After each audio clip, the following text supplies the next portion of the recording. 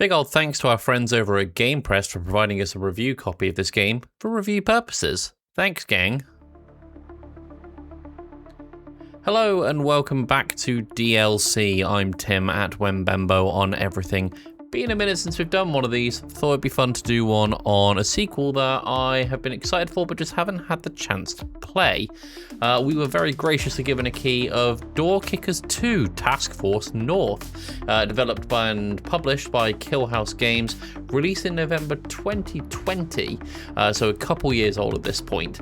To give a brief summary of Door Kickers kind of as a whole genre, you are in control of a squad of up to 4 soldiers as you complete some various operations and tasks. That could be to extract a target, to take out some terrorists, to secure a building, whatever the case may be.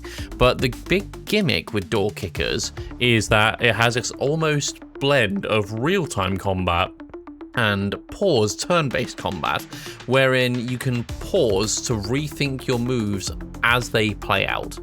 I'll explain in a little bit, but just to go through some of the details of Door Kickers 2 to see if this immediately ticks anyone's interest. It is an indie strategy game heavily based on military tactics. You command military special ops teams in gripping tactical combat against a Middle East terrorist network. It's a sequel to RockPaperShotgun's best tactic game of 2014, Door Kickers.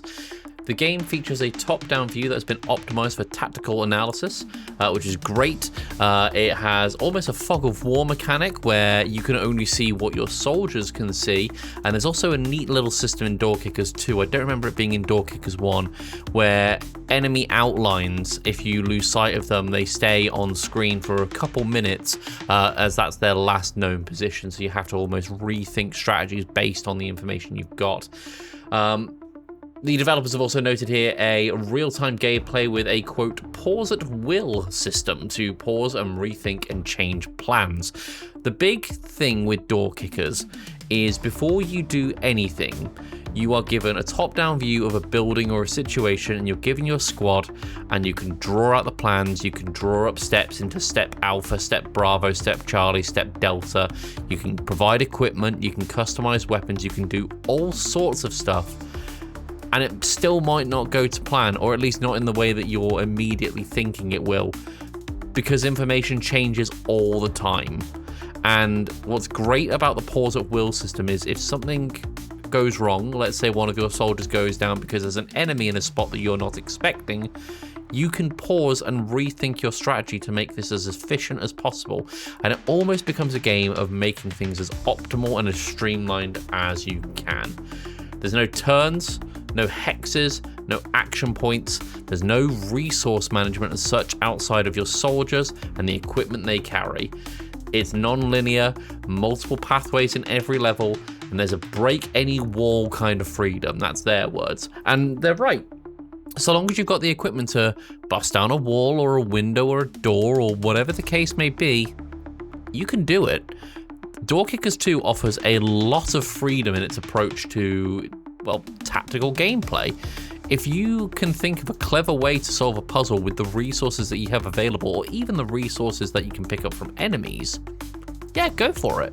There's multiple units to play with as well. I mentioned before you can change out your squad, but they all have their own distinct playing style. They all can do different things.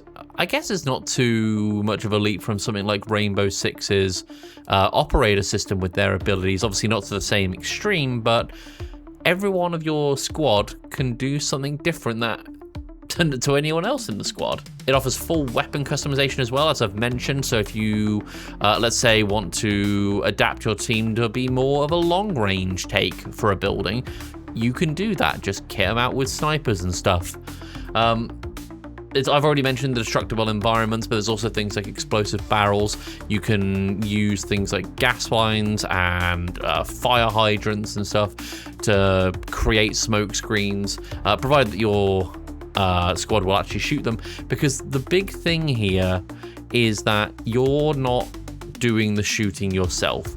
You're directing the AI and they will shoot for you, but if they happen to pick up on a key tactic that you can point out to them, they will do that for you.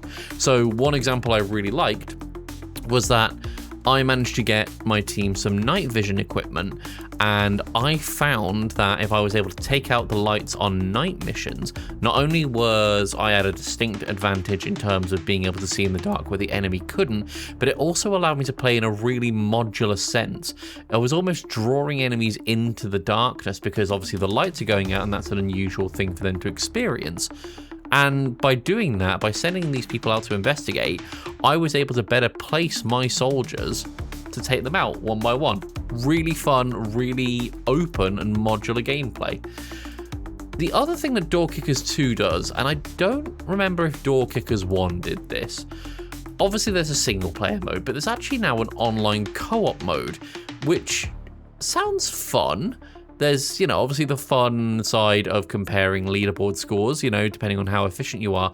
But there is full-on 2 to 4 player online co-op in this. And while I didn't get to play this in my time with Door Kickers 2, I looked at some footage online and you know what? It seems really good. Like, you're almost responsible for one specific unit, but obviously you're still adhering to the same gameplay mechanics set out by the single player mode, in that you're not doing the actual shooting, you're just pointing out stuff to your soldier that you're overseeing, but you still have to coordinate with your teammates. It's really interesting. The other things as well that Kill House have done to make this really a lot more expansive than Door Kickers 2 is they have a brand new engine, which it's very clear that they're looking to show this off. Like, some of the visual work in this is really, really good. It's obviously not like, hyper realistic, you can see the dust particles on the gun kind of thing, because that's not what the game's going for. But what it does do is it very clearly lays out every single bit of information you could possibly need in a snappy and satisfying way. But the reason I bring up the engine in particular is because they have designed this from the ground up with modability. And yes, that does normally lead to things like custom missions, but they aren't just focused on that. They have a dedicated mission editor, so you don't even need mods to do that. You could come up with entire new environments, different weapons, different soldiers, maybe even weather effects or something. The point is that they want players to engage with this engine and come up with clever and unique scenarios for other players to try, because that's just how powerful this engine is that they've got. I've only put about 5 hours into Door Kickers 2, and while I'm not afraid to say I'm not very good at it, I really enjoyed my time with it. And I think if you at all have a tactical mind, I think you should probably at least give this a look. Maybe even try Door Kickers 1 to get your feet wet and see if you like this kind of game. I know at least one host of the Game Club pod who would be probably interested in this, cough cough Alex. But from me, yeah, it gets a really solid recommendation. It's fun for someone who isn't even good at these games. That's how well this is built. I've been Tim, at Wembembo on everything, and I'll see you next time.